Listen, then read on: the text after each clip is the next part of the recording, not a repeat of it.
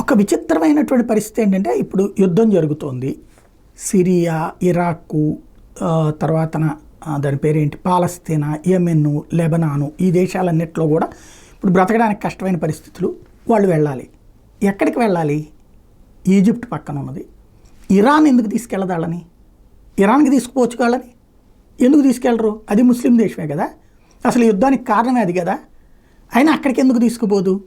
లేదా పోనీ ఇతర ముస్లిం దేశాలైనటువంటి సౌదీ అరేబియాకు, దుబాయ్కు, లేకపోతే కనుక ఖతార్కు, ఇట్లాంటి దేశాలకు ఎందుకు తీసుకుపోరు?